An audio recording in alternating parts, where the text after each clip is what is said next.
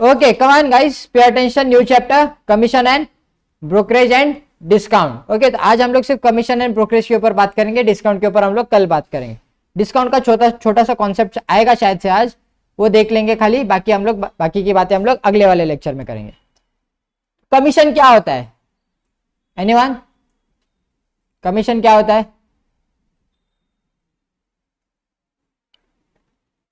बताओ बताओ बताओ. नहीं समझता ना कमीशन क्या होता है, तो समझाता हूं, रुको. समझो तुम्हारा बिजनेस है. ए ऑन करो, ऑन करो ना कोई तो आके आगे यार. उधर एक पावर का बटन रहता है, पावर का बटन दबाना होता है. चलो, pay attention everyone over here. So commission and brokerage. Commission होता क्या है या फिर ब्रोकरेज होता क्या है? हम लोग पहले तो उसका मीनिंग समझते हैं, कैसे वर्क करता है ये. बाकी कैलकुलेशन तो क्या परसेंटेज निकालना होता है और कुछ ज्यादा होता है नहीं. स्टार्ट करते. देखो, तुम्हारा सबका बिजनेस है, तुम्हारा सबका अपना अपना एक बिजनेस है. एक एक्स प्रोडक्ट आप क्या करते हो? मैन्युफैक्चर करते हो और सेल करते हो. तो जब आप एक एक्स प्रोडक्ट मैन्युफैक्चर करोगे और सेल करोगे तो आपकी लिमिटेशंस रहेंगे ना कुछ, तो कि आप इसी एरिया तक सेल करोगे. आया ना? फॉर एग्जाम्पल, आप लोग का जो area of your target area है वो क्या है? कोल्हापुर है.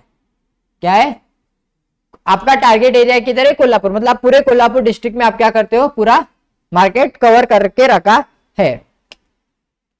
लेकिन आपको अगर आपका बिजनेस एक्सपांड करना होगा तो बट वैसे आपको बाहर के डिस्ट्रिक्ट्स में जाने पड़ेंगे. है ना? तो वहां पे जाओगे, आप नए डिस्ट्रिक्ट में जाओगे. फॉर एग्जांपल, आप मेरा ही एग्जांपल ले लेता हूं. मैं सांगली डिस्ट्रिक्ट का हूं, ठीक है?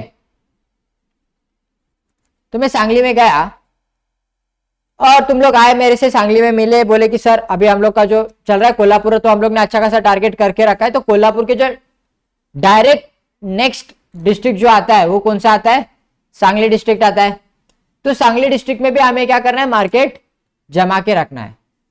सांगली डिस्ट्रिक्ट में भी मुझे एक ऐसा रिप्रेजेंटेटिव चाहिए मेरे कंपनी के लिए, मेरे मैन्युफैक्चरिंग एंटिटी के लिए, कि वो मेरा पूरा सांगली का बिजनेस हैंडल करे. फॉर एग्जांपल, उसको हम लोग बोलते हैं एजेंट. क्या बोला जाता है उसको? एजेंट बोला जाता है. क्या बोला जाता है? एजेंट. तो एक ऐसा पर्सन चाहिए जो मेरा सांगली में भी क्या करे? बिजनेस हैंडल करे. तो ठीक है, मैं बोला ठीक है चलेगा, मैं तुम लोग का बिजनेस सांगली में एक्सपांड करने के लिए मैं आपका हेल्प करूंगा. फुकट में करूंगा? हाँ, नहीं करूंगा ना. फुकट में तो करूंगा नहीं. तो मैं क्या बोलूंगा? ठीक है चलेगा, मैं करने के लिए रेडी है, लेकिन मेरे को क्या मिलेगा? मेरे को क्या मिलेगा? तो आप क्या बोलेंगे? सर आपको मिलेगा कमीशन. क्या मिलेगा? कमीशन. तो कमीशन फिक्स होता है कि बाबा 10% मिलेगा, 15% मिलेगा, 5% मिलेगा. किसका? सेल्स का. किसका? सेल्स का. ठीक है, वो डिपेंड्स करता है. कमीशन डिपेंड करता है, किसी के ऊपर भी आपका डिपेंड कर सकता है. तो जैसे कि आप लोग ने बोला कि चलो ठीक है सर, आप अगर कमीशन मांग ही रहे हो तो मैं आपको 10% देने को रेडी हूं. आप जितना बेचोगे उतने पे आपको 10% मिलेगा. Is it clear to everyone? क्या बोला मैंने? आप जितना बेचोगे ना उस पे आपको 10% मिलेगा. तो मैं बोला ठीक है चलेगा. तो अगर मैंने 2 लाख का सेल किया तो मुझे कितना रुपए मिलेगा? मैंने क्या बोला? 10% मिल रहा है ना मेरे को गाइस. मेरे को कितना रुपए मिल रहा है? मेरे को मेरा कमीशन कितना है? मेरा कमीशन कितना है? 10% ही है खाली. तो अगर मैंने 2 लाख का सेल किया तो मेरा 2 लाख पूरा इनकम है क्या? नहीं, ये 2 लाख तो उसका इनकम है, यानी कि तुम लोग का इनकम है जिसने मेरे को बिजनेस लाके दिया कोल्हापुर से. आया ना? तो 2 लाख तुम लोग का इनकम है, लेकिन 2 लाख में से मेरा हिस्सा कितना है? तो 10% का हिस्सा है. तो मेरा कमीशन कितना मिलेगा? मेरे को 20,000 रुपीज मिलेगा. Is it clear? पक्का? तो कमीशन वैसे मिलता है. एक और चीज होता है कमीशन, जैसे कि फ्लैट होता है. क्या होता है? फ्लैट. फ्लैट बोले तो घर. मुंबई में जो फ्लैट रहते हैं ना, इधर ब्रोकरेज और एजेंट लोग बहुत मिलेंगे आपको जो फ्लैट बेचते हैं. ठीक है, यहाँ पे भी होते रहेंगे, पता नहीं मेरे को, लेकिन मुंबई में तो होते ही है. ठीक है, तो मुंबई में क्या रहता है? उनका काम क्या रहता है? उनके रेट्स फिक्स रहते हैं. 2%. कितना टक्का? 2% फिक्स रहता है उनका, मतलब कितने का भी फ्लैट रहने दो उसमें से 2% हमारा, ये ऐसा उनका रूल रहता है। तो फॉर एग्जाम्पल समझो कि मेरा एक फ्लैट है मुंबई में, कितने का है, 1 करोड़ का है, ठीक है। मुंबई में मेरा एक फ्लैट है, 1 करोड़ का उसकी प्राइस है। तो अभी मैं तो नहीं बेचने जाएगा ना, सही भाई फ्लैट चाहिए क्या, फ्लैट चाहिए क्या, फ्लैट चाहिए क्या। तो जिसको खरीदना रहेगा उसको नहीं पता ना कि विनायक बेच रहा है, उसको पता रहेगा कि विनायक बेच रहा है करके, नहीं। तो वो जो खरीदने वाला है वो किसके पास जाएगा, एजेंट के पास जाएगा, ब्रोकर के पास जाएगा। वो बोलेगा कि भाई हमको मुंबई में फ्लैट चाहिए, तो मैं भी ब्रोकर के पास ही जाएगा ना बताने के लिए कि भाई मैं फ्लैट बेचना चाहता हूं। तो जो ब्रोकर जो एजेंट रहता है ना उसके पास बहुत लोगों के नाम रहते हैं जो फ्लैट बेचने वाले रहते हैं। आप अभी इधर लैंड खरीदने जाओगे ना, तो एक अगर सिर्फ ऐसी बाहर ऐसी सिर्फ हवा फैल जाए ना कि आपको लैंड खरीदनी है, 10 लोग आके सामने खड़े हो जाएंगे आपके कि भाई लैंड चाहिए मेरे पास, दिखा तो चलो। वो एक नहीं आपको 4-5 दिखाएगा, क्योंकि उसको पता है कि कौन बेचने वाला है। आपको खरीदना है लेकिन आपको ये नहीं पता कि बेचने वाला कौन है। तो बीच में जो पार्टी रहती है उसको क्या बोला जाता है, एजेंट बोला जाता है। तो हम लोग तो, मेरा घर है मुंबई में 2 करोड़ का, सॉरी 1 करोड़ का, तो और उस पर रेट ऑफ इंटरेस्ट कितना है उसका, सॉरी कमीशन कितना मिलने वाला है, 2% उसको कमीशन मिलने वाला है। तो मैं गया एजेंट के पास, एजेंट को बोला कि भाई ये बीच वाला पार्टी है ना, मैं एजेंट के पास गया, एजेंट को बोला कि मेरा एक घर है 1 करोड़ का, 2 BHK का फ्लैट है मेरा, प्रॉपर साउथ बॉम्बे में आता है, मेरे को बेचना है। तो बोला ठीक है चलेगा। तो उसने पूरी डिटेल्स लिए, कौन से एरिया में वगैरह लिया। तो ये था मैं, इट्स मी विनायक जादव, विजय। तो विजय गया एजेंट के पास, एजेंट को बताया, उसने पूरे डिटेल्स दे दिए। तो एक एक्स पर्सन आया, कौन आया अभी, एक्स पर्सन एजेंट के पास आया ना। तो एजेंट, अभी मैंने इसको क्या बोला था, एक 1 CR प्राइस है, कितना बोला था मैंने, 1 CR, ठीक है। तो एजेंट जब इसको जब बोलता है ना प्राइस, तो पूरा 1 CR नहीं बोलता, वो उसको बोलेगा 1.2 CR। क्या प्राइस है उस फ्लैट की, 1.2 CR, क्योंकि उसको पता है जितना मैं ज्यादा महंगे में बेचेगा उतना उसके ऊपर 2% मेरे को मिलने वाला है ना। तो उसने कितना बोला एजेंट ने, 1.2 CR बोला, मतलब 1 करोड़ 20 लाख का फ्लैट है, मैं आपको दिखाता हूँ। तो एक्स बोला अच्छा ठीक है चलो जाके देखते, क्योंकि मुंबई में जाना है तो करोड़ में बात करने, करोड़ के नीचे तो बात करने से रहे तुम लोग, आया ना। तो ठीक है, तो फ्लैट एक्स पर्सन ने फ्लैट देखा, अच्छा लगा फ्लैट वगैरह उसको, तो लेकिन उसने फिर वो बार्गेनिंग शुरू हो गई। क्या हो गई शुरू, बार्गेनिंग की, सर काहीतरी बघा ना कमी होता है क्या, कुछ तो देखो कुछ कम हो जाएगा। तो एजेंट भी अपना शातिर रहता है, एजेंट को पता है एक्चुअल कीमत कितना था उसका, हाँ 1 CR था बराबर। बेचने कितने में वाला है वो, 1,20,000, सॉरी 1 करोड़ 20 लाख में बेचने वाला है। तो फिर उसने फिर ऐसा सोचा, बोला कैलकुलेशन वगैरह उसने एक्टिंग किया फुल ऑन फायर में। तो बोला ठीक है चलो आपके लिए मैं ये बुक करता हूं 1.1 CR पे। किस पे बुक किया उसने, 1.1 CR पे उसने बुक किया। तो अभी सेल कितने में होने वाला है, 1.1 CR पे सेल, मतलब 1 करोड़ 10 लाख पे सेल होना है। मतलब मैं भी खुश ना कि भाई जो चीज 1 करोड़ में जाने वाली थी उस पे मेरे को 10 लाख एक्स्ट्रा मिलने वाला है अभी, आया ना। तो अभी क्या होगा, अभी एजेंट आएगा मेरे पास, बोलेगा मैंने आपका फ्लैट बेचा, कितने में बेचा, 1 करोड़ 10 लाख में। तो उस हिसाब से मेरा 2% मेरा निकाल के दो। तो अभी 2% कितना आएगा उसका, 1 करोड़ पे 2% बोले तो 2 लाख, 10,000 पे, सॉरी 10 लाख पे 20,000 आएगा, कितना आएगा, 20,000 आएगा। तो उसको कमीशन कितना मिलेगा, 2,20,000 एक फ्लैट के पीछे कमीशन मिला उसको, समझा क्या। तो इसके लिए अभी जो ऐप आते देखो, आप अगर देखोगे ना 99acres.com, फिर booking.com, ऐसे बहुत सारे ऐप्स आते हैं जो फ्लैट्स बेचते हैं। तो वो लोग ऐसे एडवर्टाइजमेंट क्यों करते हैं, 0% ब्रोकरेज, 0% ब्रोकरेज बीच में जो मैटर है ना, ये क्यों आता है, ऐसे एडवर्टाइजमेंट क्यों करते हैं, 0% ब्रोकरेज, मतलब कि एजेंट को आपको कुछ कमीशन नहीं देना पड़ेगा। अभी इधर जो एजेंट था उसका काम ही हटा दिया ना ऐप आने से, आपने ऐप लॉन्च कर दिया तो ब्रोकरेज का तो पूरा पैसा खत्म, tata bye bye goodbye. तो बीच में जो पर्सन आता था एजेंट, उसको तो पैसा नहीं देना पड़ेगा ना अभी, तो इसके लिए 0% आता था। लेकिन मुंबई में रेट क्या चालू है, 2% चालू है। तो 2-3% इतना ही लेते, ज्यादा नहीं लेते।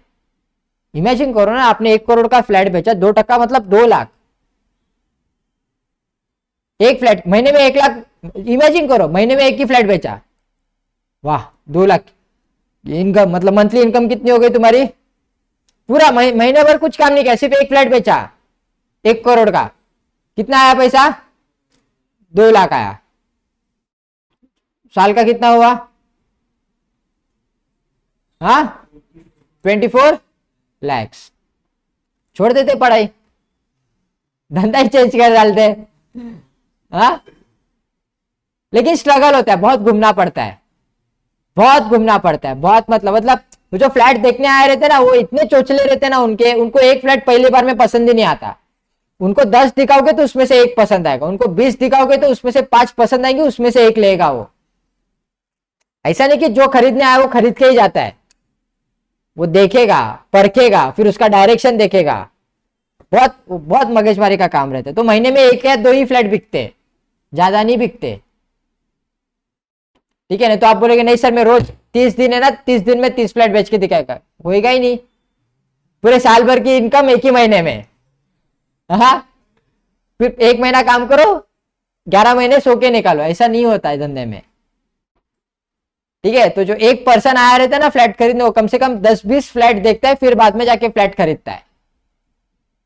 Is it clear to everyone? चलो, तो ये होता है कमीशन एंड ब्रोकरेज। तो थोड़ा थियरी है, थियरी लिख लो पहले, स्टार्ट करो। कमीशन एंड ब्रोकरेज हेडिंग डालो ऊपर, commission and brokerage.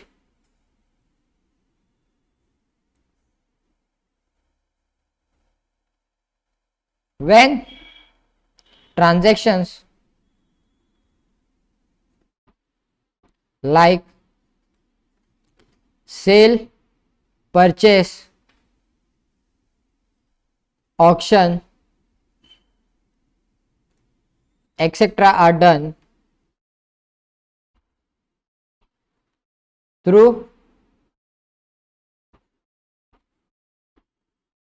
some middleman,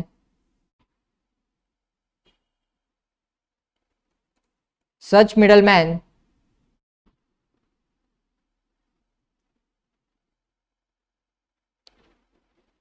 are called agent। उनको क्या बोला जाता है? Agents. Second point,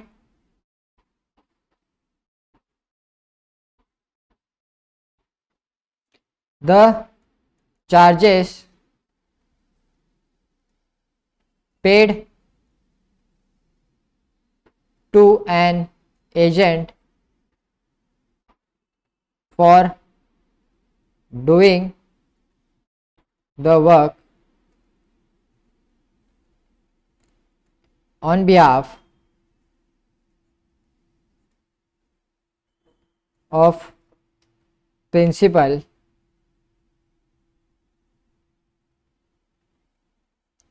is called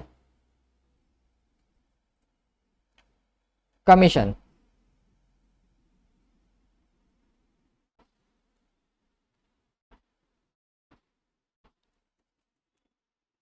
commission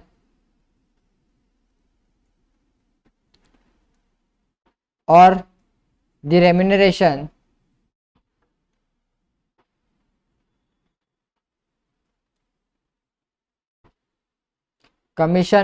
remuneration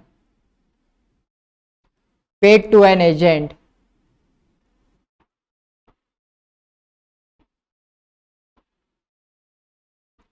is generally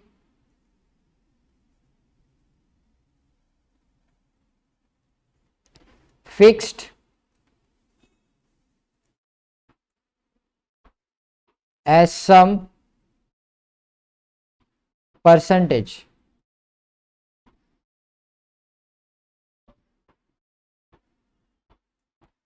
of the value of transaction, ठीक है?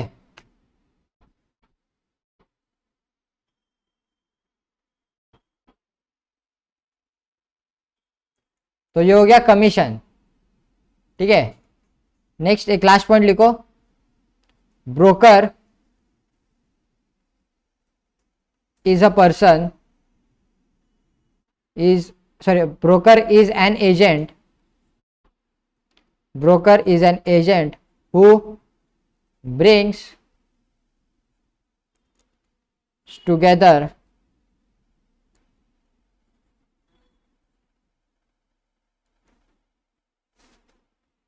the buyer and seller for the purpose of purchase or sale।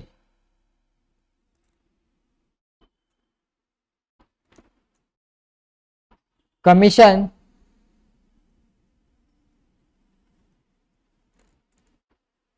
is called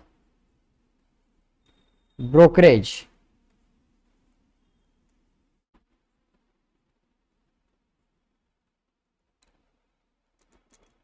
And it is charged to both parties।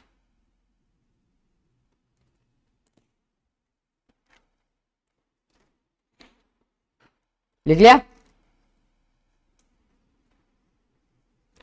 Done. चलो अभी कुछ example देखते हैं। ठीक है, आया ना एग्जांपल देखने की? नहीं तो देखना स्टार्ट करें। An agent charges 12% commission on sale. An agent charges 12% commission on sale. What does he earn if the total sale amount is ₹48,000। तो इधर क्या बताया गया, सब 12% मिल रहे सेल्स के ऊपर।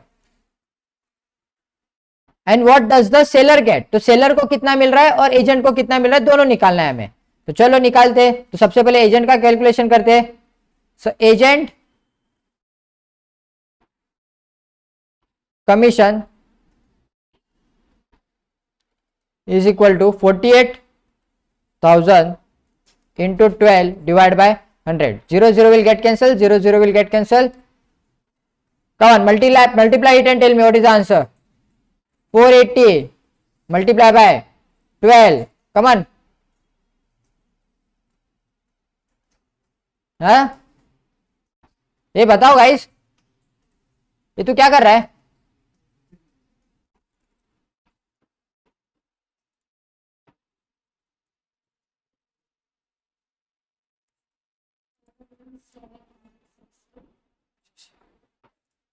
$5,760 इज द करेक्ट आंसर। आया ना? तो ये किसका है? एजेंट का कमीशन है। तो अभी सेलर को कितना मिलेगा? सेलर गेट्स कितना है?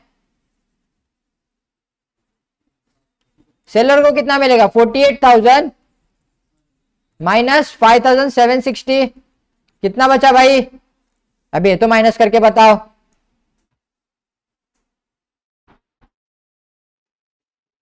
मैं नहीं कर रहा ये। 48,000 minus 5,760।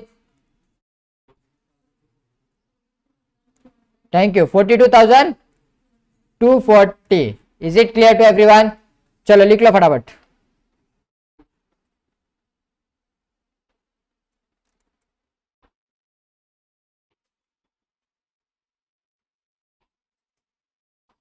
Guys pay attention, very important question exam में आ सकता है।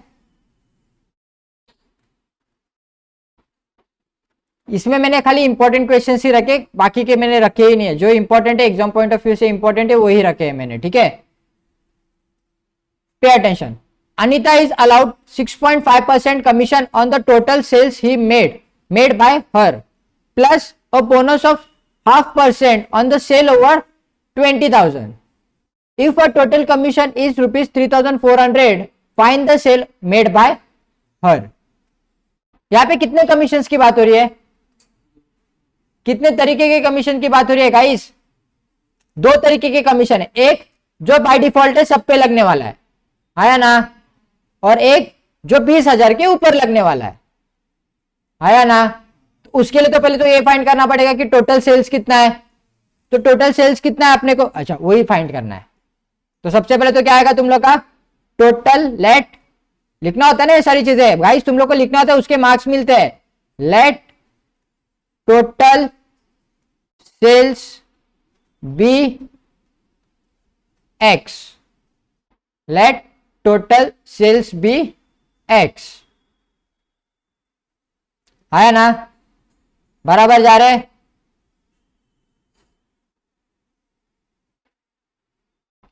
और क्या दिया है, total commission is equal to 3400, बराबर। तो अगर मैं कमीशन 1 कैलकुलेट करता हूं, फर्स्ट कमीशन अगर हम लोग कैलकुलेट करेंगे, चलो फर्स्ट कमीशन कैलकुलेट करते तो कैसा कैलकुलेट करते बताओ। समझो अगर मैंने बोला रहता, मैंने आपको बोला रहता कि टोटल सेल्स जो है 1 लाख की हुई है, टोटल सेल्स 1 लाख की हुई है, तो पहला कमीशन तो 6.5% का है ना टोटल पे, आया ना, बराबर।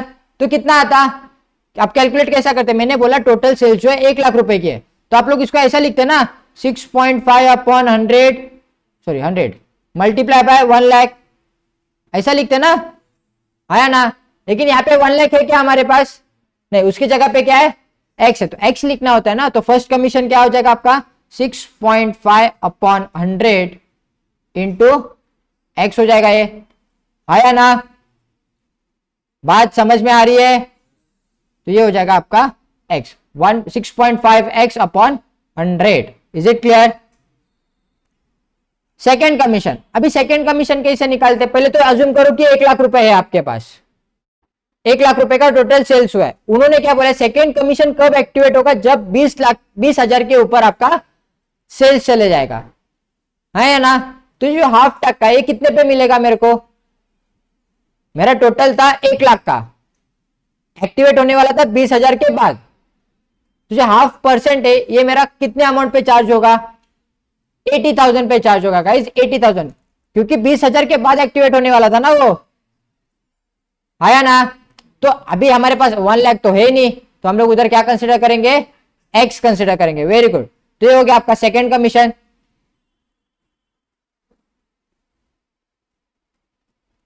कितना आएगा बताओ sir, 0.5 upon 100 multiply by x minus 20,000, आया ना, बराबर।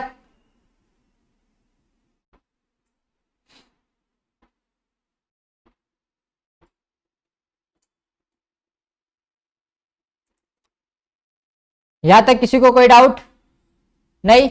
अभी हम लोग को क्वेश्चन में एक और चीज दी गई है, तो मैं इरेज कर देता हूं, ये तो खाली तुम लोग को एक्सप्लेन करने के लिए लिखा था। क्वेश्चन में हम लोग को क्या बताया कि टोटल कमीशन, मतलब ये कमीशन प्लस ये कमीशन, कमीशन 1 प्लस कमीशन 2 हमारा कितना आ रहा है, 3400 आ रहा है, आया ना, 3400 आ रहा है, राइट। तो मैं अगर ये दोनों इक्वेशन को ऐड करूंगा तो मेरा आंसर 3400 आएगा ना, बराबर। फिर मेरे को एक्स मिल जाएगा, मिलेगा कि नहीं। तो चलो फाइंड करते हैं, नीचे जगह के देखता हूं मैं, नहीं ज्यादा जगह तो बची नहीं है, तो चलो यहाँ पे लिखते हैं।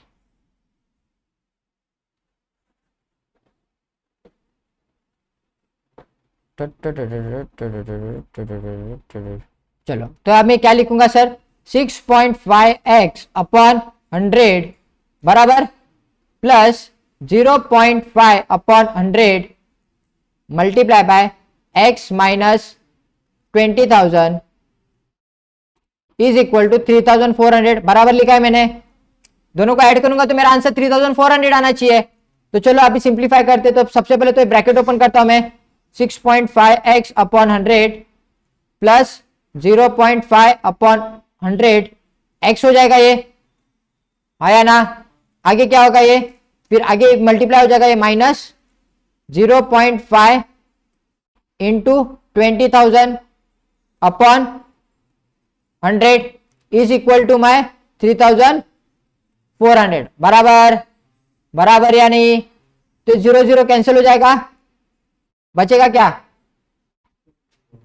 बताओ बताओ गाइस, बराबर है, आपके जबान पे आंसर है, हाँ कितना आएगा वेरी गुड। तो इधर बचा क्या आपके पास 6.5x upon 100 plus 0.5 upon 100 x है ना ये, और ये हो जाएगा आपका इधर सॉरी माइनस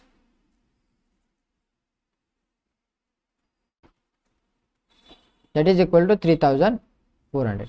मैं आप लोग को 2 मिनट दे रहा हूं, 2 मिनट आप लोग सॉल्व करो। देखो ठीक है, आप लोग के पास 2 मिनट है, 2 मिनट में आप ये सॉल्व करो, इसके आगे जो इक्वेशन मैंने क्रिएट किया है, और मुझे आंसर बताओगे आप लोग।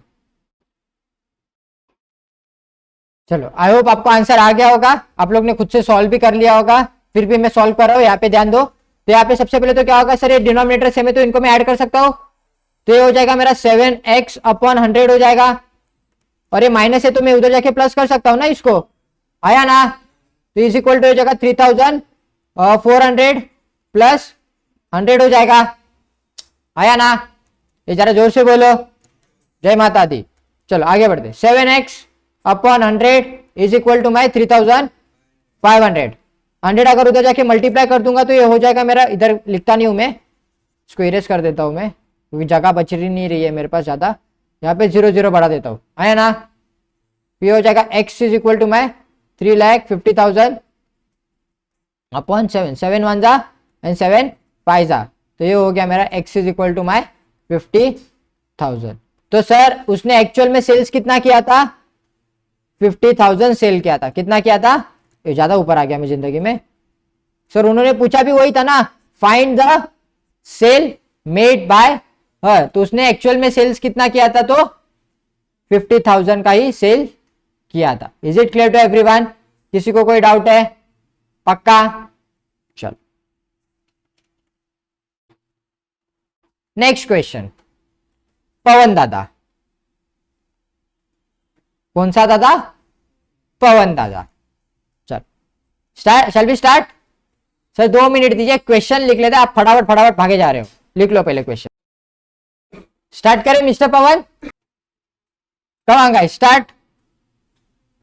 Mister Pawan is paid a fixed salary, fixed weekly salary, okay चलो ठीक है, वीकली सैलरी की बात हो रही है, plus commission based on percentage made by him if on sale of 68,000 and rupees 73,000 in 2 successive weeks he received all 9,880 and 10,180, find the weekly salary and rate of commission paid to him। तो यहाँ पे अभी आपको 2 चीजें find करनी है, एक तो आपको क्या फाइंड करना है, सैलरी फाइंड करनी है उसकी, आया ना।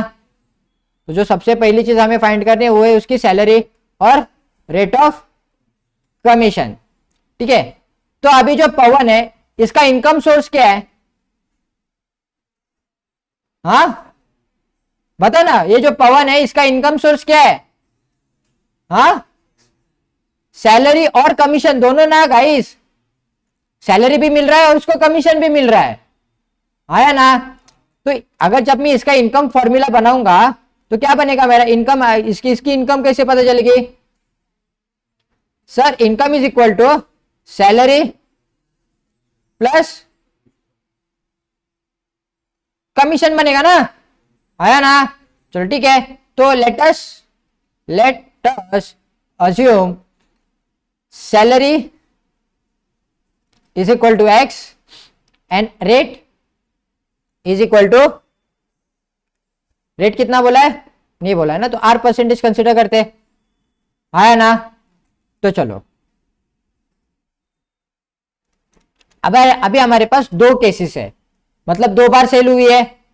एक पहले सेल कितने की है, 68,000 की पहली सेल है, आया ना। तो जब 68,000 की सेल हुई है तब इसको इनकम कितनी हुई है, 9,880। वैसे ही जब इसकी सेकेंड सेल हुई है 73,000 तो इसकी इनकम कितनी हुई है, 10,180 की। Is it clear? तो हमारे पास 2 केस है, तो क्या होगा सर, सबसे पहले तो इनकम कितना मिल रहा है उसको केस 1 में, केस 1 में इनकम कितनी है उसकी गाइस, 9,880 की इनकम है, बराबर। सैलरी क्या है उसकी, वेरी गुड। कमीशन कितना है, हाँ कमीशन कितना है, R on what, 68,000, very good. R upon 100 into 68,000। Is it clear? ये हो गया हमारा केस स्टडी 1। लेकिन इसको सिंप्लीफाई कर देते हैं तो ये क्या 0 0 कैंसिल हो जाएगा, ये भी 0 0 कैंसिल हो जाएगा। तो बचा क्या आपके पास 9880 is equal to X plus 680 R. आया ना? तो ये बन गया मेरा इक्वेशन नंबर 1। अभी केस 2 निकालता हूं गाइस, ये क्वेश्चन आते हैं एग्जाम में। केस 2 कितनी थी, इनकम कितनी थी मेरी, पहले जाके इनकम देख लो फटाफट आप लोग की। 10,180 आया ना? इसकी सैलरी कितनी थी, एक्स थी, प्लस R% ऑफ 73,000। तो 0 0 will get cancel, 0 0 will get cancel. तो बचा क्या 10,180 is equal to my X plus 730 R. Any doubt, any issues? No. तो हमारे पास दोनों इक्वेशन आ गए। तो अब इनको साइमल्टेनियसली सॉल्व करके किसी एक की पहले तो आप लोग वैल्यू निकाल सकते हो कि नहीं? तो अब देखो कि दोनों इक्वेशन में x कांस्टेंट है, सिंपल है, उसके साथ कोई नंबर नहीं है, तो आप उसको डायरेक्टली कैंसिल कर सकते हो। आया ना? तो चलो लिख लो फटाफट 10, लिखना नहीं, रुको मैं सॉल्व कर रहा हूं, बाद में लिखो। तो 9880 is equal to my X plus 680 R. आया ना? और यहाँ पे क्या आ जाएगा मेरा 10,180 is equal to X plus 730 R. दो होल अपन, अभी माइनस करना पड़ेगा तो साइन चेंज हो जाएगी सारे। आया ना? ये भी माइनस और ये भी माइनस, तो या तो 0 हो जाएगा। माइनस करके कितना बच रहा है 150 या 50 ना?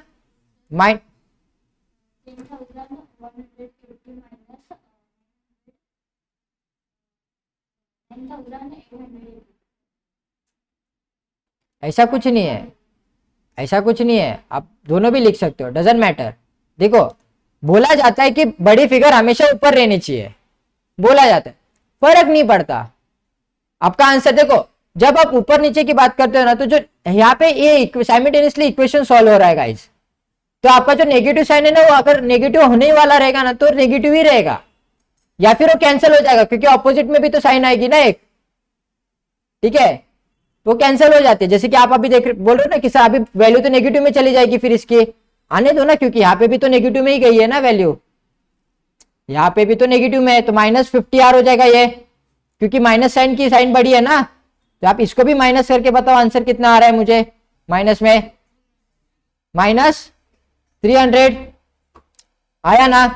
तो ये माइनस माइनस हो गया ना दीदी कैंसिल, तो बचा क्या आपके पास 300 इज इक्वल टू 50 आर। वो आप जब छोटे थे ना ऐसे शिमड़े इतने, वो तभी आप लोग को सिर्फ बताया जाता था कि भाई बड़ा नंबर ऊपर रखो ताकि सबट्रैक्ट करते समय ज्यादा दिक्कतें ना आए तुम्हें। Is it clear? तो अब इसका आंसर क्या आ जाएगा? तो मेरा आर कितना आ रहा है, R is equal to my 6। तो ये आर की वैल्यू कौन से भी इक्वेशन में डालो, एक्स की वैल्यू ऑटोमेटिकली आपको मिल जाएंगी। Is it clear? तो कैलकुलेट करने के बाद आपकी एक्स की वैल्यू आ रही है, एक्स की वैल्यू कितनी आ रही है आप देखो, बताओ मुझे, फाइंड करके बताओ। चलो 2 मिनट दे रहा हूं आप लोग को, लिख लो भी और सॉल्व भी कर लो। चलो, तो आप लोगों ने अगर ये सॉल्व कर लिया होगा तो आप लोग के एक्स की वैल्यू आ गई रहेगी 5800, ठीक है?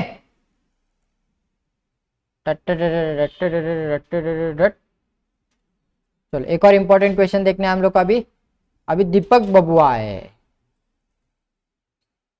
चलो दीपक की बात करते हैं। चलो guys, Deepak salary was increase from 4000 to 5000। Okay, so सबसे पहले तो क्या हो रही है, उसकी सैलरी क्या हो रही है, बढ़ रही है। सैलरी क्या हो रही है गाइस, बढ़ रही है।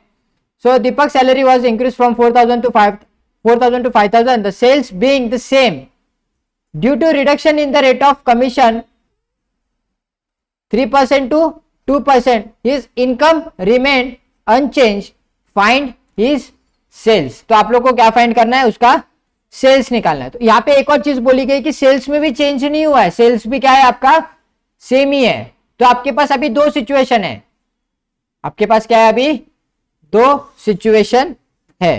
पहली सिचुएशन तो ये है कि सर जब उसकी सैलरी 4000 थी तब उसका रेट ऑफ इंटरेस्ट कितना था, हाँ 3% था, और जब 5000 थी तब कितना हुआ था rate of interest, rate of commission 2%।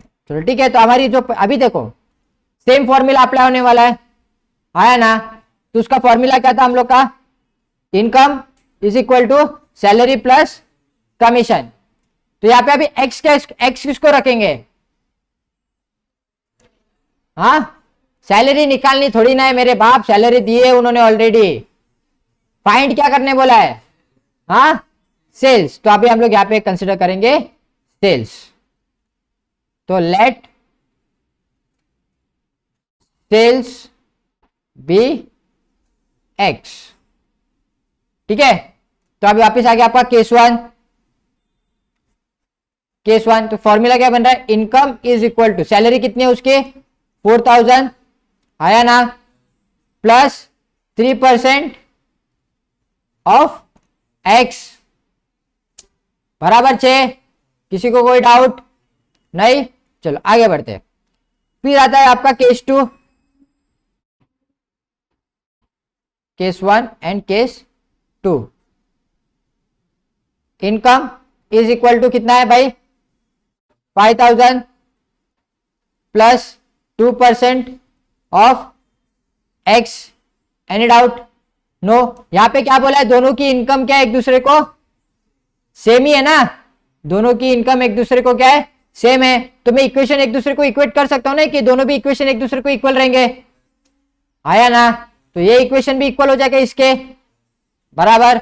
तो मैं क्या ऐसा लिख सकता हूं क्या, 4000 plus 3x upon 100 is equal to 5000 plus 2x upon 100। Is it clear. तो वेरिएबल टर्म एक साइड में लेके आता हूं, कांस्टेंट टर्म एक साइड में लेके आता हूं, तो क्या हो जाएगा 3x upon 100 minus 2x upon 100 is equal to my 50,000 लिख दिया रे मैंने गलती से, हाँ कर रहा हूं। तो ये 1000 हो जाएगा, डायरेक्टली माइनस करके लिख देता हूं। 4000 हो जाएगा तो 5000 से माइनस हो जाएगा तो 1000 बचेगा। इधर भी माइनस कर दूंगा तो क्या फिगर आएंगे, x बचेगा, वही x अपॉन 100 बचेगा ये खाली, which is equal to 1000। Am I right. तो ये हो जाएगा x is equal to 1000 into 100। तो ये आ गया मेरे x की वैल्यू कितनी आ गई 1 लाख। तो मेरा सेल्स कितना था टोटल पापा, 1 लाख का मेरा टोटल सेल्स था। Is it clear to everyone, पक्का लिख लो चलो फटाफट। और आज के लिए बस इतना ही, कल हम लोग देखेंगे डिस्काउंट। इज इट क्लियर, या स्टार्ट कर ले डिस्काउंट का एक छोटा सा कॉन्सेप्ट पढ़ा ही देता हूं ना, क्या ही कर लोगे घर पे जाके, पढ़ा देता हूं। चलो पहले इतना लिख लो।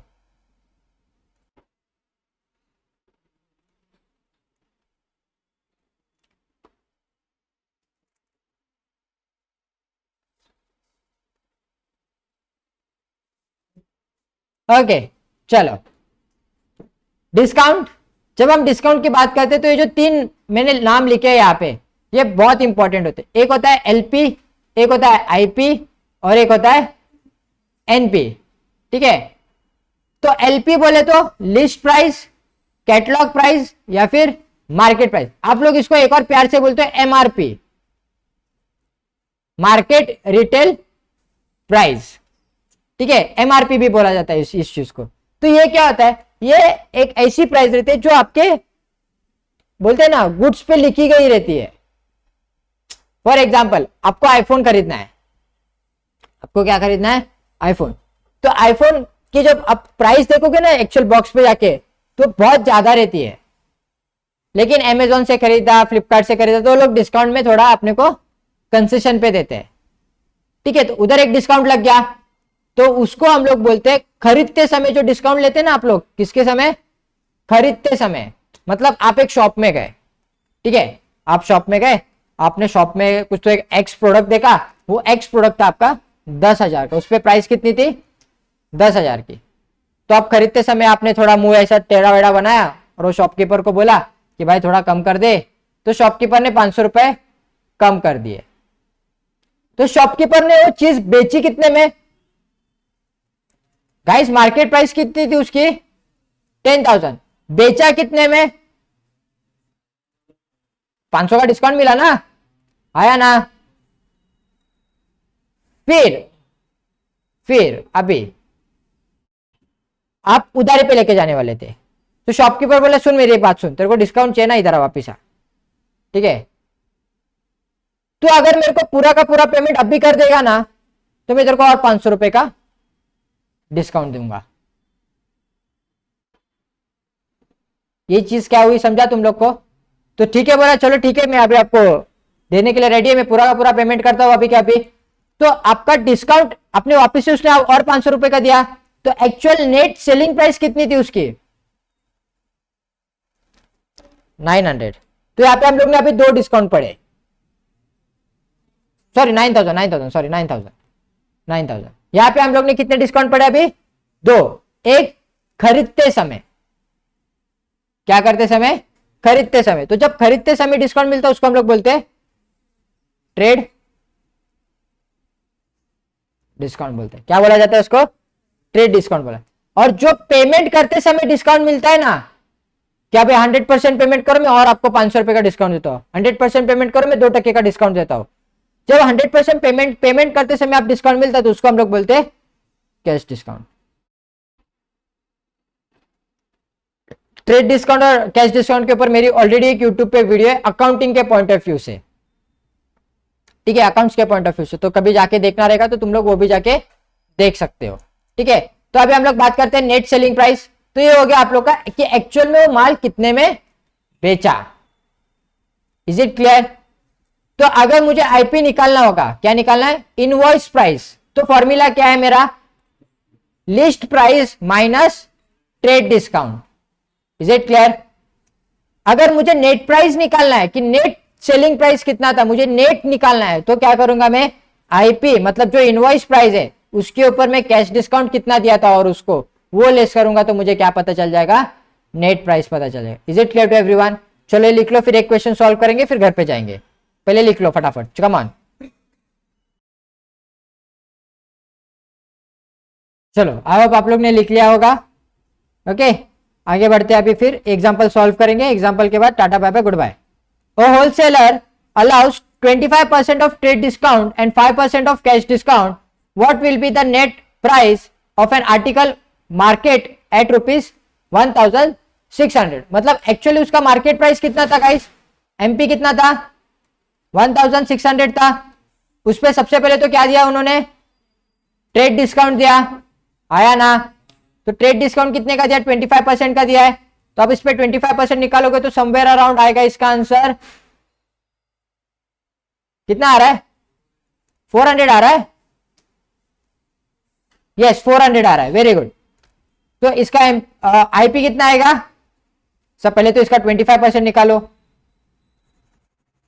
जिसको नहीं आया वो देख लो फटाफट, ठीक है। सर इसका एमपी है मेरा 1,600, तो मेरा ट्रेड डिस्काउंट आ रहा है,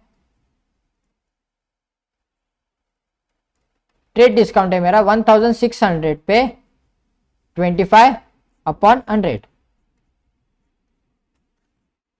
तो ये आ रहा है मेरा 400, ठीक है। तो आईपी कितना आएगा मेरा? Invoice price 1,600 minus 400, that comes out to be 1,200। फिर उन्होंने क्या बोला? सर और डिस्काउंट लो। क्या है वो? Cash discount. कितने पे आएगा? 1,200 पे 5%,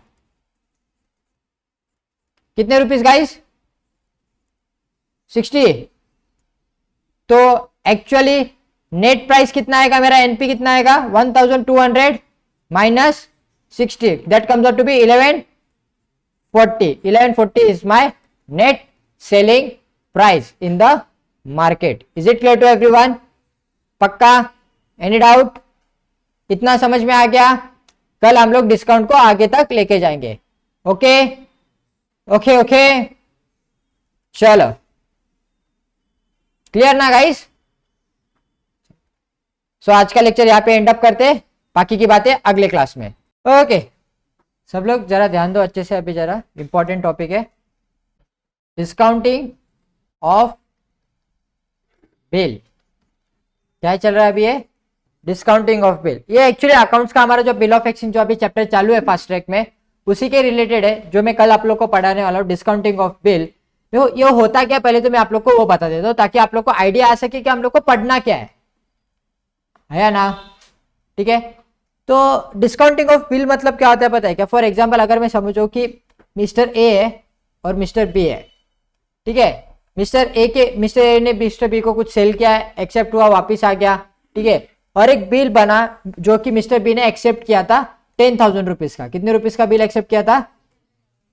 10,000 रुपीज का एक्सेप्ट किया था 3 मंथ्स के लिए। कितने मंथ्स के लिए एक्सेप्ट किया था? 3 मंथ से अज्यूम कर लेते हैं, एक बाय डिफॉल्ट एक हम लोग डेट अज्यूम करते हैं कि सर आज की डेट जो थी ना, वो डेट थी 1 जनवरी रखते हैं अपन, ठीक है, ताकि थोड़ी क्लेरिफिकेशन इजी हो जाए। 24 थी, ठीक है। बिल कितने मंथ्स के लिए ड्रॉ हुआ था? 3 मंथ्स के लिए।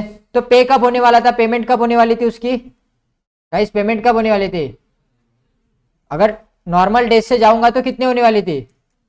1 जनवरी फरवरी मार्च नहीं अप्रैल, 1 अप्रैल 2024 को होने वाली थी, हाँ या ना? सीधी बात। लेकिन उसमें और 3 डेज ऐड करने पड़ते क्योंकि बिल है, तो बिल को 3 डेज क्या रहते? ग्रेस डेज रहते, हाँ या ना? तो एक्चुअल डेट क्या आ रही है मेरी? 4 अप्रैल 2024, हाँ या ना? चलो ये सब तो ठीक था, लेकिन बिल तो आज एक्सेप्ट हो क्या है? आज तारीख क्या है? 1 जनवरी 2024 है, हाँ या ना? मुझे ना पैसों की बहुत अर्जेंट, बोलते हैं ना कि एकदम इमरजेंट, एकदम अर्जेंट बेसिस पे मेरे को पैसे चाहिए, मतलब चाहिए। तो अभी मुझे पैसा कौन देगा वो बिल के अगेंस्ट? एक ही पर्सन है जो मेरे को पैसा दे सकता है, वो है मेरा बैंक। तो ये बिल लेके आया मैं बैंक के पास, बैंक को बोला कि ये बिल है, ये बी ने मेरे को बिल ड्रॉ करके दिया था, ये बिल आप लो और मुझे इसके बदले पैसे दो। क्या दो? मुझे इसके बदले पैसे दो। तो आप लोग को क्या लगता है, बैंक अभी बिल कितने रुपए का था? 10K का था। बैंक कितना रुपए देगा? आपको कितना लगता है कितना रुपए देगा? अरे बताओ भाई, हाँ कितना? 500? नशा करके आया है क्या तू? तू उसको बैंक को 10,000 का बिल दे रहा है और बैंक तेरे को 500 रुपए देगा खाली, हाँ? ऐसे सस्ते नशे नहीं करने के, ठीक है, ये ऐसे आता है फिर।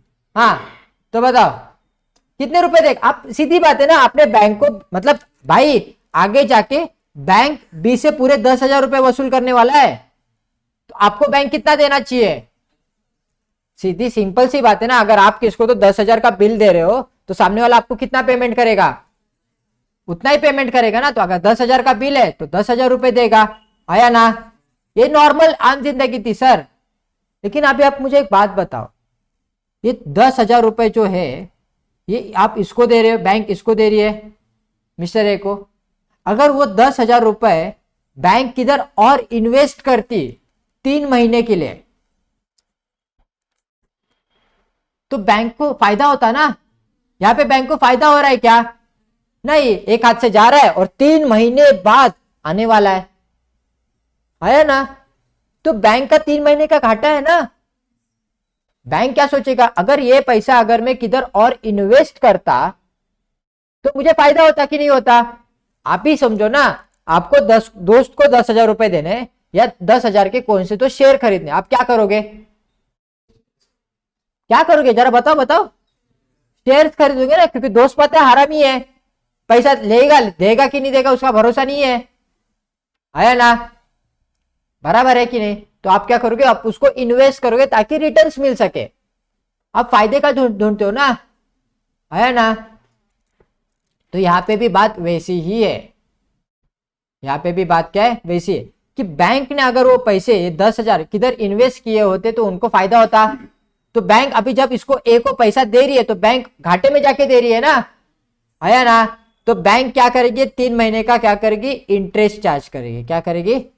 इंटरेस्ट चार्ज करेगी, जिसको हम लोग बोलते हैं डिस्काउंटिंग चार्जेस। इसको हम लोग क्या बोलते हैं? Discounting charges. तो डिस्काउंटिंग चार्जेस अभी हर बैंक का अलग अलग होता है, ठीक है? वो आपको क्वेश्चन में दिया गया रहेगा कि इतना % रेट मारना है, उतना % रेट मारना है, तो उस हिसाब से आप उसको डिडक्ट करोगे। तो बैंक चार्जेस होंगे कुछ ना कुछ। तो बैंक आपको देते समय पूरा 10,000 नहीं देगा, आपको 3 महीने पहले पैसा दे रहा है ना वो, आया ना बराबर। तो जितना वो रेट ऑफ इंटरेस्ट रहेगा, for example 5% rate of interest था, कितना परसेंट था 5%, तो 5% कम डिडक्ट करके 10,000 पे 5% निकालो 3 महीने के लिए, कितना आ रहा है बताओ। हाँ सर 5% निकालना है 3 महीने के लिए, तो कैसे निकालोगे, 10,000 multiply by 5 divide by 100 multiply bye 3 divide by 12, 0 0 will get cancel, 0 0 will get cancel, 100 आ रहा है यहाँ पे, तो यहाँ पे 500 हो जाएगा। तो मल्टीप्लाई वगैरह करने के बाद कितना आ रहा है वैल्यू, 125 आ रहा है, हाँ या ना। तो 125 रुपीज बैंक डिडक्ट करके ही आपको पैसा देगा, बैंक आपको पूरा पैसा नहीं देगा। तो बैंक इधर देते समय कितना देगा आपको, 10,000 से 125 डिडक्ट करूंगा तो बचेगा कितना, 9,875। Is it clear. तो बैंक आपको इतना ही पैसा देगा। बैंक ने क्या डिडक्ट किया, बैंक ने डिस्काउंट चार्जेस डिडक्ट किए। Is it clear. यहाँ पे किसी को कोई डाउट है तो डिस्काउंटिंग क्या होता है समझा तुम लोग को। डिस्काउंटिंग मतलब आप समझ जाओगे कि डिस्काउंटिंग मतलब बिल में डिस्काउंट मिल रहा है, नहीं बिल में डिस्काउंट नहीं मिल रहा, बैंक चार्ज कर रहा है आप पे। डिस्काउंटिंग मतलब बैंक के पास जाके आपने जो बिल था उसको कैश में कन्वर्ट किया। Is it clear. तो कैश में कन्वर्ट करने का चार्जेस पे करना पड़ता है, फुकट में नहीं मिलता। इस दुनिया में कोई भी चीज फुकट में नहीं है। आप अगर ऑक्सीजन लेते हो तो आप क्या छोड़ते हो, कार्बन डाइऑक्साइड, ठीक है। तो कार्बन डाइऑक्साइड का ही ऑक्सीजन बनता है। आप लोग को अगर फोटोसिंथेसिस करके कोई तो एक कॉन्सेप्ट था बचपन में, 4th स्टैंडर्ड में पढ़ाया होगा। तो इस दुनिया में अगर ऑक्सीजन ही फुकट में नहीं है तो तुम लोग को क्या लगता है कोई चीज फुकट में मिलेगी, तुम लोग को मिलेगी क्या, नहीं मिलेगी। तो जब आप ऑक्सीजन लेते हो अंदर, मतलब आप जब एयर इनहेल करते हो तो आप उसके जब एक्सहेल करते हो तो आप उसके साथ और भी अलग अलग तरीके के गैसेस आप रिलीज करते हो, आया ना बराबर। चलो, तो इस जिंदगी में कोई चीज फुकट नहीं है। तो सर ये बैंक भी कोई फुकट में आपको 10,000 रुपए देगी, वो भी तो अपना क्या करेगी, इंटरेस्ट चार्ज करेगी। Is it clear. किसी को कोई डाउट है यहाँ में, इस कॉन्सेप्ट में किसी को कोई डाउट था तो डिस्काउंटिंग समझ में आ गया आप लोग को, आया ना। तो चलो कुछ फॉर्मूले जो फॉर्मूलेस लिख लो। सबसे पहले तो बुक ओपन करो गाइस, बुक ओपन करो चलो फटाफट।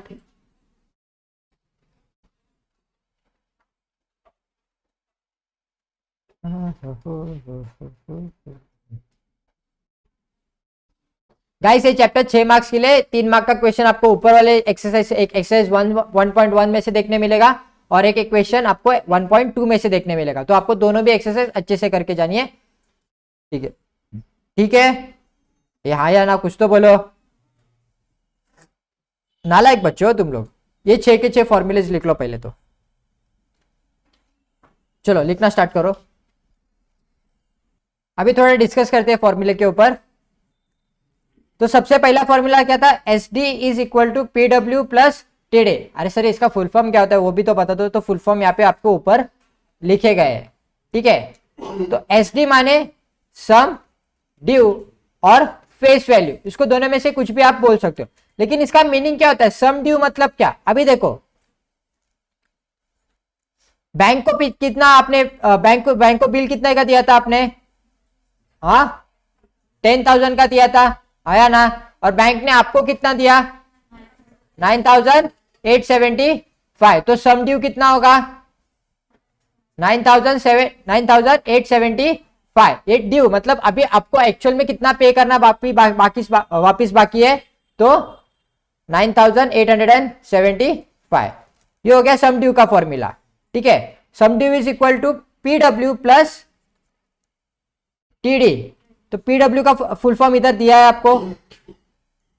पी डब्ल्यू क्या है, present worth, okay.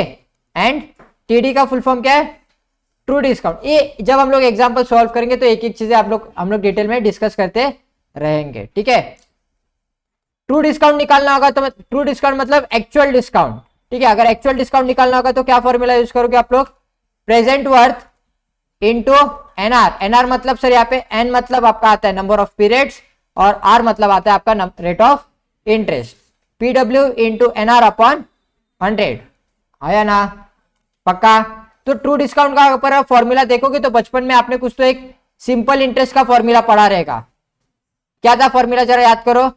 Principal into N into R upon 100। तो देखा देखे सर फॉर्मूला नहीं लग रहा आप लोग को, ये आया ना?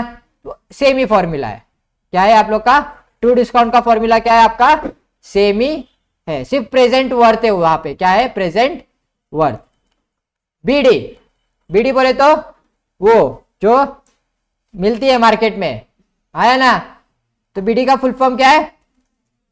Bankers discount. बैंक ने कितना डिस्काउंट चार्जेस सबसे कट किया है, तो वो भी कैसे पता चलेगा सर?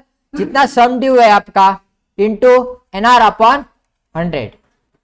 बीजी, बीजी बोले तो बैंकर्स गेन। सी, जब बैंकर डिस्काउंट देता है ना आपको, मतलब डिस्काउंटिंग चार्जेस जब कट करता है आपसे, तो भाई एक बात दिमाग में चलना, उसमें बैंकर्स का गेन भी रहता है। मैंने आप लोग को क्या बताया था? ट्रू डिस्काउंट मतलब एक्चुअली कितना डिस्काउंट चार्जेस कट होना चाहिए था और बैंकर ने कितना आपसे कट करवाया। ठीक है, फॉर एग्जाम्पल अगर मैं बताऊं आप लोग को कि आपका डिस्काउंट चार्जेस होने वाला था, हो सकता था 150 और बैंक ने आपसे लिया 175, है ना? ये था आपका ट्रू डिस्काउंट और ये था आपका बैंकर्स डिस्काउंट। ये दो अलग अलग चीजें है ना? तो मुझे बताओ बैंकर ने गेन किया कि लॉस किया? गेन किया ना सर। जिधर 150 रुपए कट कर सकता था वो, उधर उसने कितना कट किया? 175। तो गेन कितना हुआ? 25 का गेन हुआ। तो क्या किया आप लोग ने sir? Bankers discount minus trade discount, true discount. वो अकाउंट्स की आदत आ गई मुंह में। ठीक है, तो सर बैंकर्स गेन क्या आ गया आपका?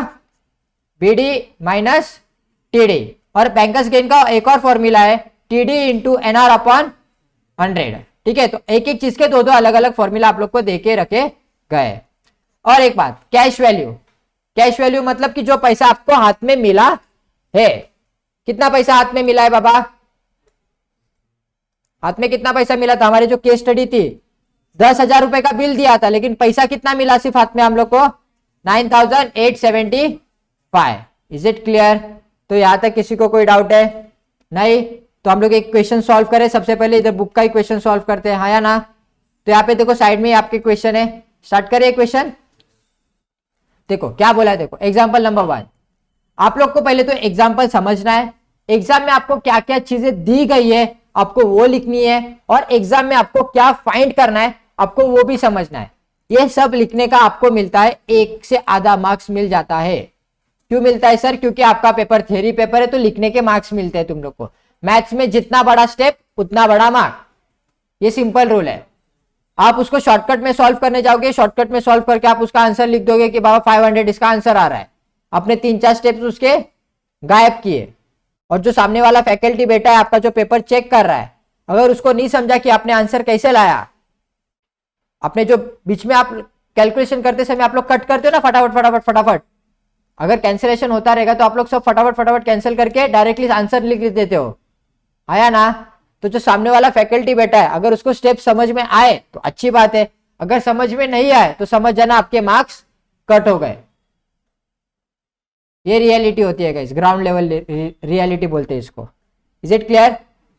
ठीक है, तो स्टार्ट करते हैं हम लोग का पहला क्वेश्चन। तो क्वेश्चन में हम लोग को चीजें क्या क्या दी है हम लोग पहले वो देखेंगे, फिर हम लोग फॉर्मूला भी जाके देखेंगे कि हम लोग किस फॉर्मूले से उसको फाइंड आउट कर सकते हैं, आया ना? चलो, if the present worth of bill due 6 month, ठीक है, present worth of a bill due for 6 month hence is ₹23,000 at the rate 8% per annum. What is the sum due? क्या निकालना है अभी आप लोग को गाइस? निकालना क्या है? सम ड्यू निकालना है। तो क्वेश्चन में हम लोग को दिया क्या क्या था? प्रेजेंट वर्थ दी थी पहले तो, है ना? फिर हम लोग को रेट ऑफ इंटरेस्ट दिया था आर, कितना है? बोलो गाइस, मेरे को सुना नहीं दे रहा। 8% है। फिर हम लोग को एन भी दिया था, कितना दिया था? 6 मंथ्स। तो हम लोग उसको ईयर में कन्वर्ट करेंगे तो क्या आ जाएगा मेरा? हाफ ईयर हो जाएगा, आया ना? तो अभी देखो हम लोग को क्या फाइंड करना था? सम ड्यू फाइंड करना था। क्या निकालना था? सम ड्यू। सम ड्यू का फॉर्मूला क्या होता है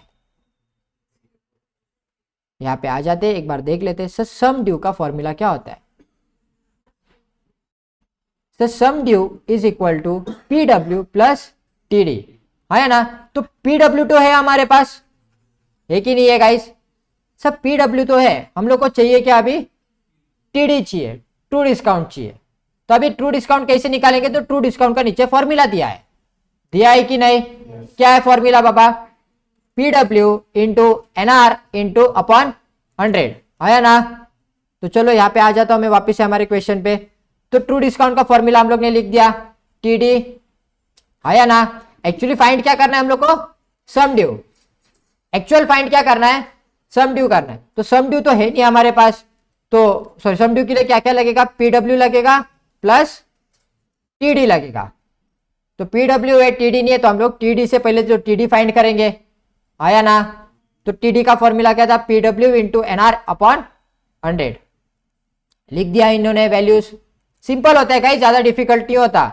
यहाँ पे कैंसिल हो गया 1 और ये हो गया ये 4, समझा ना क्यों कैंसिल हुआ, आया ना, वेरी गुड।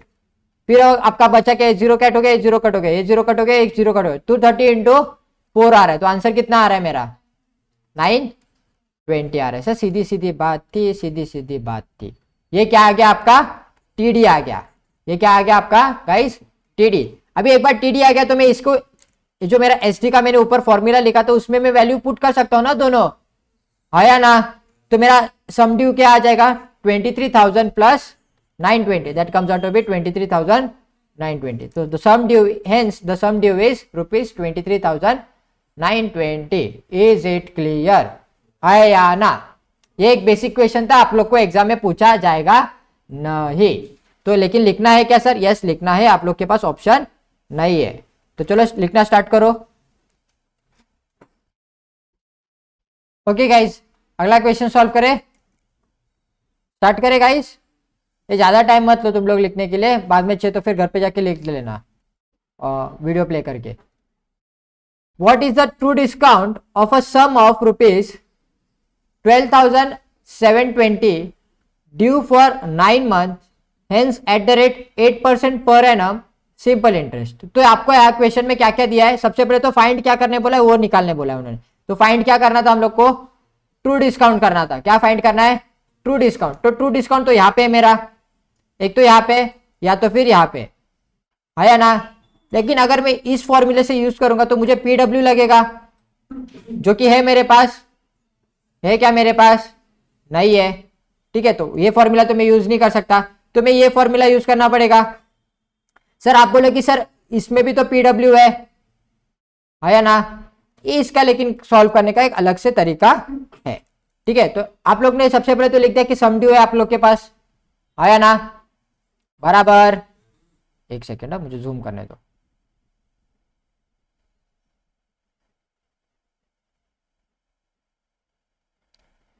एन सर अभी इसको ईयर में कन्वर्ट करना पड़ेगा, क्योंकि दिया किसमें, मंथ्स में दिया है ना, 9 months बोला है। तो ईयर में कन्वर्ट करोगे तो क्या आ जाएगा आपका 9/12। अगर इसको सिंप्लीफाइड करना होगा तो और सिंप्लीफाई कर सकते हैं क्या हम लोग, हाँ कर सकते हैं। तो सिंप्लीफाई करके भी लिखोगे तभी भी चलेगा। कितना आएगा सिंप्लीफाई करेंगे तो 3/4 आ जाएगा, ठीक है। तो कैलकुलेशन करने के लिए इजी हो जाता है, ठीक है। और यहाँ पे बोला कितना परसेंट है, 8% रेट ऑफ इंटरेस्ट बोला गया है।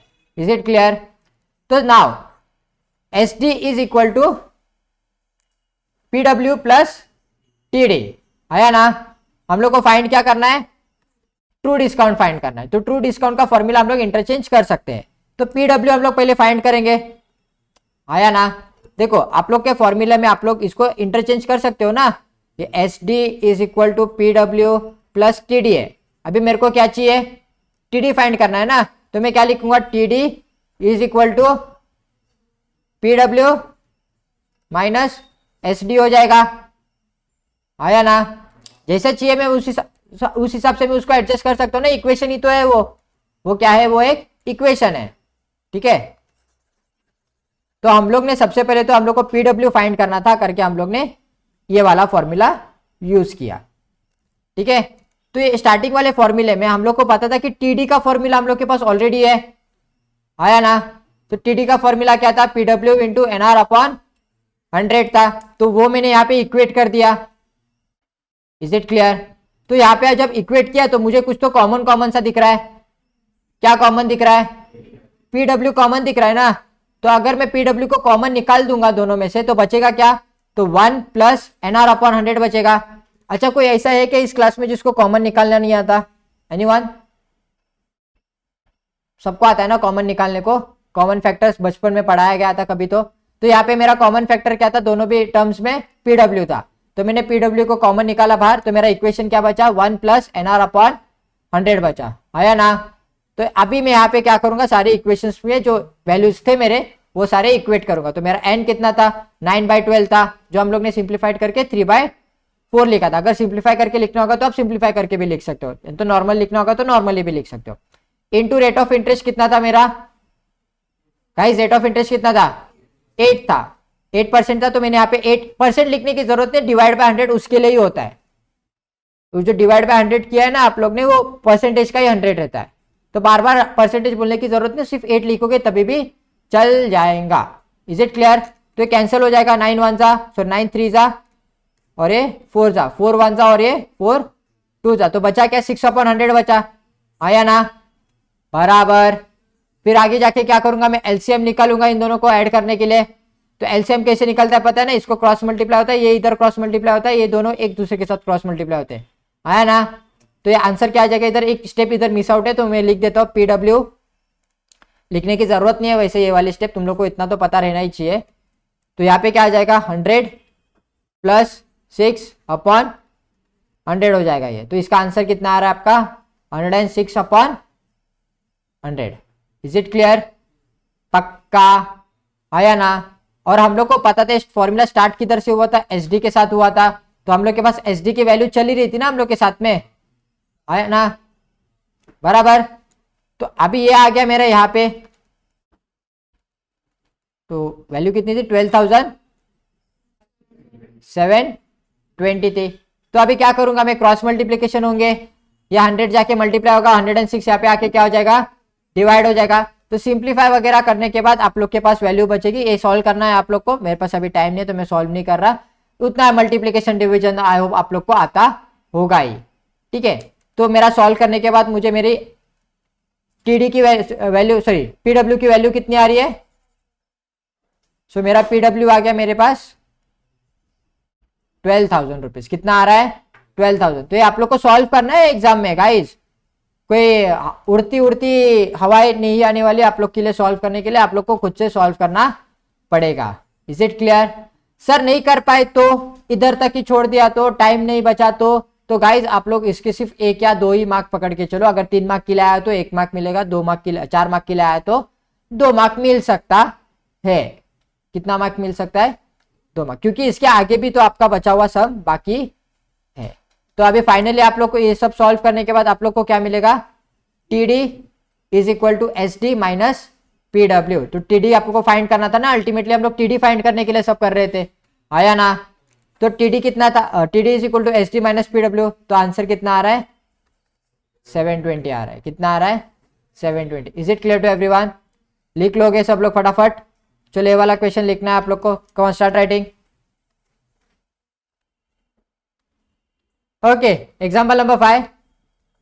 A bill of rupees 10,100 drawn on 14 January for 5 months was discounted on 26th March and the customer was paid rupees 9,939.25. Calculate his rate of interest.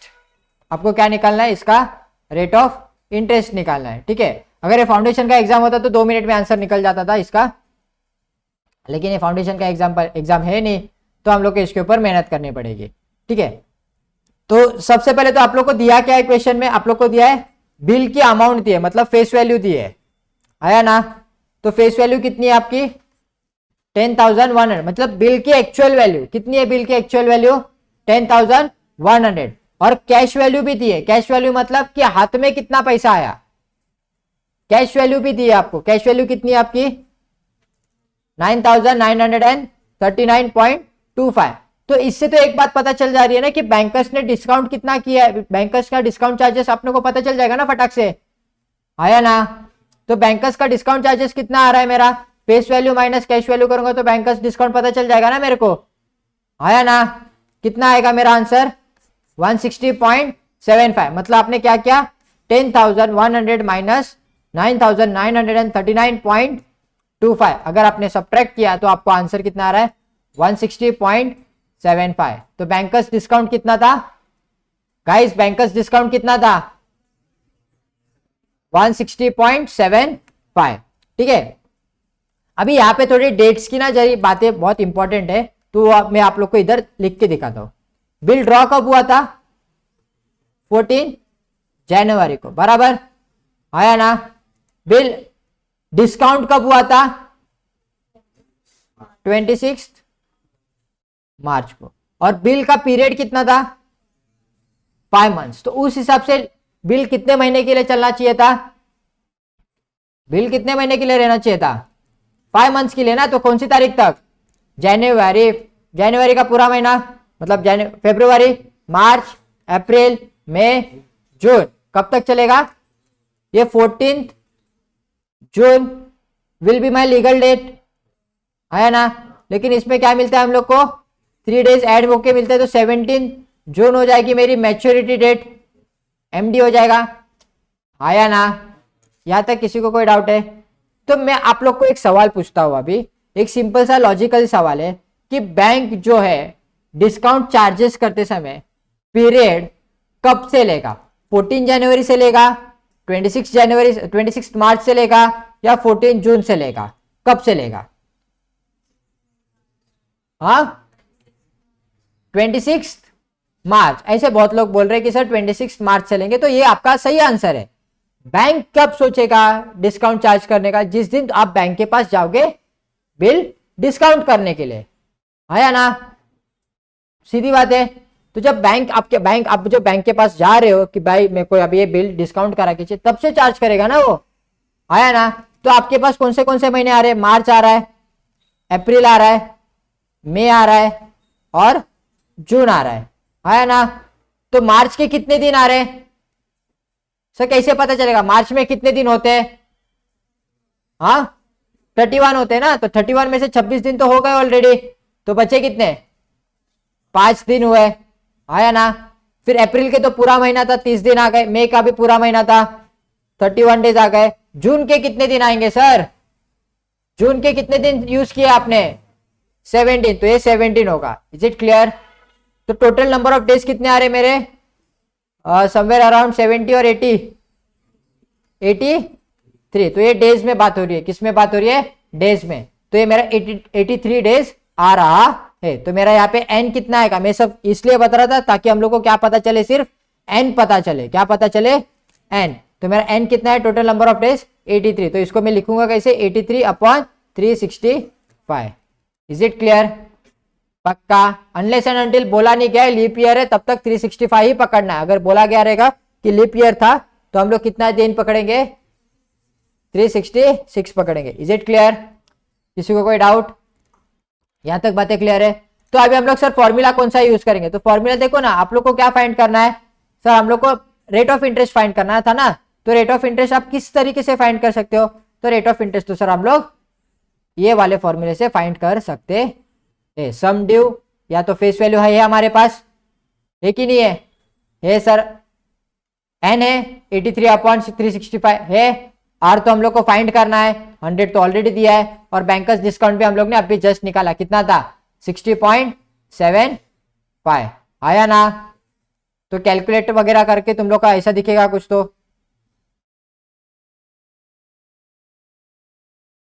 ठीक है। तो ये क्या आ रहा है मेरा, banker's discount is equal to sum due, या तो बोल सकते हो इसको face value multiply by N multiply by R the whole upon 100। Is it clear? तो ये होल अपॉन 100 करने के बाद आपको इस तरीके से कुछ तो ये आपको दिखेगा। क्या दिख रहा है देखो, 10,100 into 83/365 multiply by R upon 100। R मतलब क्या था आपका सर, रेट ऑफ इंटरेस्ट था। तो सबसे पहले मैं इसको 100 को इधर में जाके मल्टीप्लाई कर देता हूं, आया ना। तो इसको मल्टीप्लाई करने के बाद मेरा आंसर क्या आ गया, पॉइंट चला जाएगा ना फिर फटाक से, तो बचा क्या 16,075 बचा, 16,075 वापिस से 365 यहाँ पे आके मल्टीप्लाई हो जाएगा, आया ना। और ये दोनों भी डिनोमिनेटर में चले जाएंगे, तो दोनों डिनोमिनेटर, तो कैलकुलेट करने के बाद मेरा आंसर कितना आ रहा है 6.99। ओके गाइस, स्टार्ट करते, चलो ध्यान दो जरा, लास्ट क्वेश्चन है आज का।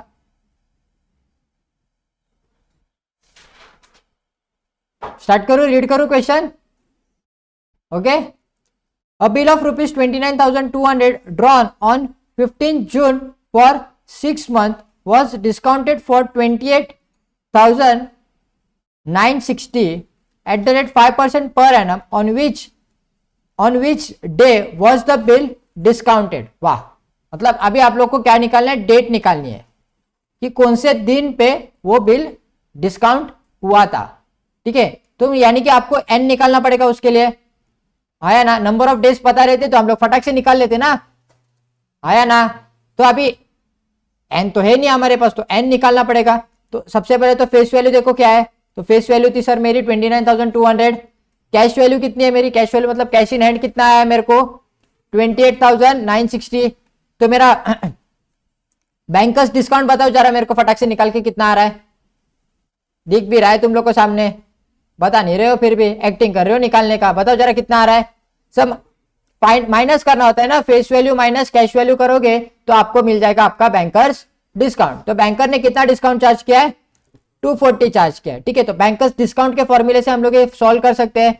तो मुझे एक बार बता दो बैंकर्स डिस्काउंट का फॉर्मूला क्या होता है। Banker's discount is equal to face value into N into R upon 100। तो यहाँ पे मेरा n कितना है, n is equal to n upon 365 हो जाएगा ये, क्योंकि n है ही नहीं ना मेरे पास, n ही तो फाइंड करना है मेरा। तो चलो, date of drawing, date of drawing मतलब बिल कौन सी तारीख को ड्रॉ किया गया था। कौन सी तारीख को ड्रॉ किया था बाबा, 15 जून को, आया ना। तो अगर 15 जून को अगर बिल ड्रॉ किया है तो उस हिसाब से 6 महीने का बिल था, तो एक्सपायर कब होना चाहिए था। हाँ बताओ ना गाइस, तो पीरियड कितना था, 6 मंथ का था। तो नॉमिनल ड्यू डेट क्या आ रहा था उसका, 15 दिसंबर आ रहा था। और अगर लीगल ड्यू डेट की बात करेंगे तो कितना आ रहा था, 18 दिसंबर आ रहा था, बराबर। मतलब 3 डेज ग्रेस डेज ऐड करने के बाद की बात है, आया ना। तो अभी चलो स्टार्ट करते हैं। बीडी का मैंने अभी नीचे फॉर्मूला लिखा था, तो बीडी इज इक्वल टू, यहाँ पे फॉर्मूला नहीं लिखा, BD is equal to face value into N upon 365 into R upon 100। तो फेस वैल्यू कितना है मेरा 29,200 है, आया ना, into N upon 365 multiply by 5 upon 100 ही है वो। ठीक है, तो वो इधर जाके मल्टीप्लाई हो जाएगा, आया ना गाइस। और बचेगा क्या आप लोग के पास, तो इक्वेशन कुछ आपका ऐसा दिखेगा, n is equal to 240 into 365 upon 5 into 29 into, sorry मैं उल्टा बोल दिया, गलत बोल दिया। n is equal to 240 into 365 upon 5 into 292। तो कैंसिल वगैरह करने के बाद आपके पास फाइनल वैल्यू कितना बच रहा है, 60 डेज। मतलब आपका डिस्काउंटिंग पीरियड कितना था, 60 डेज का था। कितने का था, 60 डेज का। तो अभी हम लोग को ये नहीं पता ना कि कौन से तारीख से चालू हुआ था डिस्काउंटिंग पीरियड, ये पता था क्या हम लोग को, नहीं। लेकिन हमें ये पता था कि कौन से तारीख पे आके वो खत्म होने वाला है। तो कौन से तारीख पे आके खत्म होने वाला था वो, 18 दिसंबर, आया ना। तो अभी 60 डेज को हम लोग 18 दिसंबर से पीछे लेके जाएंगे। किधर लेके जाएंगे, पीछे। तो सबसे पहले तो दिसंबर की बात होगी, आया ना। तो दिसंबर में कितना तारीख था, 18 डेज ही यूज कर सकते हैं ना हम लोग। फिर दिसंबर के बाद कौन सा था, नवंबर। सर नवंबर का पूरा महीना आएगा, तो नवंबर में आ जाएंगे पूरे 30 दिन। बचे कितने दिन, अभी 12 दिन बचे ना। तो अक्टूबर के कितने दिन ले सकता हूं मैं, 12 डेज ले सकता हूं, आया ना।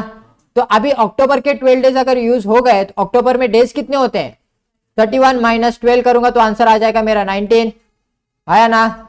तो मेरा आंसर क्या आ जाता है यहाँ पे, sir 90th October was discounting date. Is it clear. तो सिंपल था ये, आया ना। तो ये भी लिख के लेना है आप लोग को। और एक बात अभी याद रखना, आप लोग को एक्सरसाइज सॉल्व करनी है। एक्सरसाइज में जो क्वेश्चंस नहीं आ रहे आप लोग मुझे बिंदास पूछ सकते हो। और एक इंपॉर्टेंट चीज, एक्सरसाइज सॉल्व नहीं भी की तभी भी चलेगा, लेकिन नहीं भी की मतलब चालू करना है ठीक है, बाद में करो। लेकिन आज जो मैं आपको एक वर्कशीट भेजूंगा जिसमें आपको पास्ट ईयर जो क्वेश्चन आए थे ये चैप्टर में से, ठीक है, मैं क्या आप लोग को मतलब सिर्फ दिलासा देने के लिए नहीं बता रहा कि ये एक्सरसाइज 1.1 में से आपको एक क्वेश्चन आएगा 3 मार्क्स के लिए और 1.2 में से एक क्वेश्चन आएगा 3 मार्क्स के लिए। ये मैं सिर्फ आपको फेक नहीं बता रहा कि भाई आ रहा है इसके लिए मैं बता रहा हूं तुम लोग को। तो मैं दोनों क्वेश्चन आपको भेजूंगा और आपको दोनों क्वेश्चन सॉल्व करने हैं और आपको खुद देखना है कि बाबा हो रहा है कि नहीं हो रहा। आया ना? तो अभी पहला एक्सरसाइज तो आधे लोग भूल गए रहेंगे, तो जाके आज वापस से एक बार रिकॉल कर लेना अगर भूल गए रहोगे तो। यूट्यूब पे वीडियो अवेलेबल है। Is it clear? और फिर आज का ये इसमें से भी कुछ डाउट रहेगा तो आप देख लेना, नहीं समझ रहा तो फिर भी मुझे आके पर्सनली आके पूछ सकते हो। Is it clear to everyone? पक्का? तो आज का लेक्चर यहाँ पे मैं एंड करता हूं, ठीक है? मिलते हैं कल नए टॉपिक के साथ। ओके, चलो that's it for the day guys, bye bye, see you guys tomorrow.